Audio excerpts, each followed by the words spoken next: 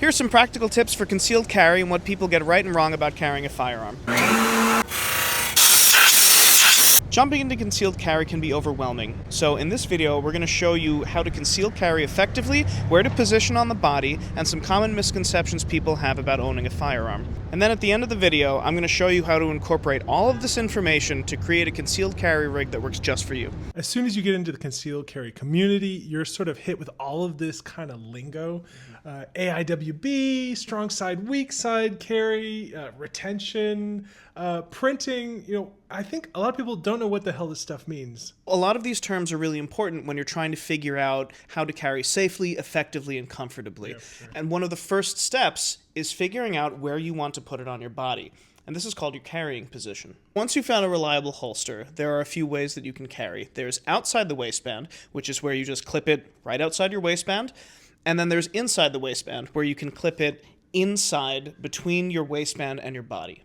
And if you decide to carry inside the waistband, there are a whole host of options for you that can really change the game as far as how fast you can draw or how comfortably you're able to draw. For example, AIWB stands for Appendix inside the waistband. Now, Appendix just means at the front, right where your stomach is at the bottom. And the advantage here is that in the world of concealed carry, we're not in a duty situation where we have, the holster right at our leg.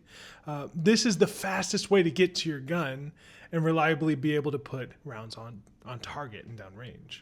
As well, one that is sort of common to both inside and outside the waistband carry styles is this idea of the strong side and the weak side carry hand. So if you want to draw from, obviously when your dominant hand is going to be the one that's shooting, you put that somewhere on the side of the body where you're going to be drawing from. So if you're left-handed, then obviously you want to put your holster somewhere on your left. Some people like to call that at your 11 or 10 o'clock area. And if you're right-handed, that's going to be around the 3 or 4 o'clock area on your body. One really important consideration from my perspective is that if your main concern is concealed carry, key term concealed, for me, it's all about the inside the waistband carry style. Right. You're going to keep it close to your body. You're going to be able to drape more of your clothes over the area and hide the fact that you have a firearm on you. I think a big variable in carrying safely and effectively is choosing what attachment style you want for your holster. And a lot of that has to do with what kind of clothes you wear and how that can accommodate your attachment style. Some people like to dress up in formal or semi-formal attire, business attire. Obviously, carrying a firearm right in the middle of your waistband isn't going to work. So maybe carrying on the outside of the waistband underneath your jacket might be the best option. Otherwise, a great option for carrying is a lot of people love to wear hoodies. These are fantastic concealed carry pieces of clothing. These are going to be optimal for when you need to defeat cover, which is a term that just means you pull your shirt up over your gun so you can actually get access to it. And there's also considerations with the actual attachment device itself. Do you want something that's really, really forward when it comes to attaching to a belt or a rig system? Or are you more like chill? Do you want to wear what you normally wear every day? So you just want to clip it right onto your pants, and that's good enough, attachment for you. And Trigrd offers solutions to accommodate all of these carry styles. For sure. So the idea behind the foundation of the company is that we were going to keep the design simple and pass along as much of the profit to the various foundations and things that we wanted to support. In that, we decided to choose 2 attachment styles. One, we have the standard, which is basically a metal flush mount. It's made of the highest grade steel.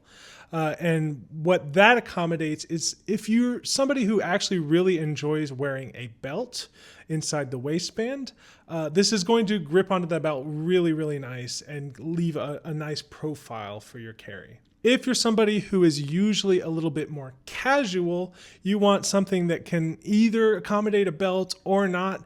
The DCC monoblock was the obvious choice for us. It's a big favorite in the community, I would say. And it'll clip right onto your pants. You're not going to have to worry about any sort of shift when you're drawing from cover at all. And then finally, for the outside waistband solution, there was a lot of questions on what way we wanted to go. And there's all these sort of flashy options. And After a while, it became clear that some of the simplest solutions were almost the best, in my opinion. We went with the standard holster on the outside waistband being the paddle mount. And that's sort of a mount that you can use where you just have it freehand and you can attach it to yourself really, really quickly. You don't need a dedicated attachment device, so you don't have to take your belt off and loop it around. But it really is quite a secure way to carry. It is, in my opinion, a little bit more difficult to carry concealed that way, so you're going to want to make sure that you incorporate some kind of really forgiving cover device or, outside shirt, some type of hoodie. If you want something a little more dedicated, maybe something that can be a little bit more modular for the future, and we are developing more modular options for the future, you could go with the G-code universal belt loop. This is going to be obviously dedicated to your belt and hold it really securely. And later on, when there's different attachment modes that you can use that belt loop to attach to various styles of carry. So that's something that you're going to want to look out for in the future. Printing is this idea that when you're concealed carrying in public, there are these indicators that they can see the outline of your firearm. And that's something that you don't want because obviously it's a tactical disadvantage to have people know that you're armed, especially people that want to do you harm. One way that you can maximize on concealability is by using some sort of device to leverage against your waistline and at the belt. And that's called a mod wing. That's what we chose. Basically, it's a device that you attach to the holster that when you tuck that holster in, and this is for inside the waistband holsters, it pushes against the belt, so that the holster and the firearm, specifically the magwell, doesn't flare out and cause that telltale printing. And in America, what's become really popular among companies, especially since a lot of people are doing the Appendix or front of the body carry style, since in the United States we have a little bit more fat around the belly, one thing that's really important is that we keep that profile slim for the holster so that you're not printing. So one solution has been to attach what are called foam wedges or concealment wedges at the bottom of the holster to press against your body, specifically in the area of the upper pubis or lower stomach, so that you can keep that up and down motion and that your holster doesn't sort of bevel out with your gut if you have one. Are all of these solutions equally comfortable? In short, no, but this sort of battle between effectiveness and comfort is actually a false choice. I think that effectiveness and comfort go hand in hand, like two sides of the same coin. But, if you have a more sedentary lifestyle, or you're somebody like a truck driver or something in a car and you've got a lap belt or something, it's going to be really uncomfortable to be driving 5-10 hours a day with something right at the front of your belly. So, you might not be too worried about printing if you're by yourself. So a strong hand or an outside the waistband option might be a better option for you. So for my rig, I like to keep it just to the right of center at the 1 o'clock position. It really helps with my body type. It makes it very comfortable to carry that way. And also, it allows me to draw very quickly and accurately get on target. So this is a very common problem for people who want to conceal carry at Appendix, but do a lot of driving. Especially for people like me, it's not as bad if you have that longer torso because you have more of a space to be upright.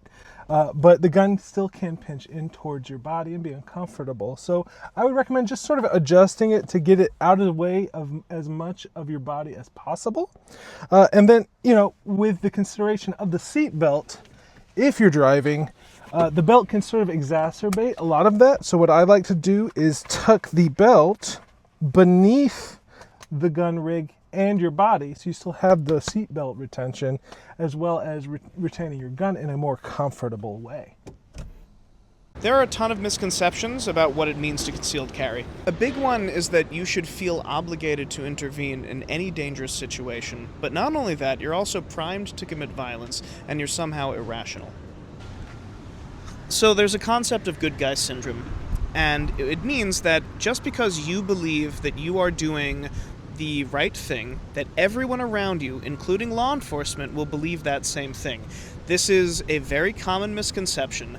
At the end of the day, you're still somebody with a firearm, and you are very likely to be viewed as an additional threat. Firearm instructors will tell you that this is to be used as a last resort only when your life or the life of someone you love is in immediate danger. You are not law enforcement. Even brandishing or intentionally revealing your weapon is a crime. Your weapon should not be tied to your ego. But the biggest misconception is that you cannot be a liberal and be a firearm owner. And at Trigrd, we believe this just isn't true. The Second Amendment is something that was given to every citizen of the United States to support our autonomy and our security. It gives the individual the ability to protect themselves and to protect their loved ones. And what's more liberal than that?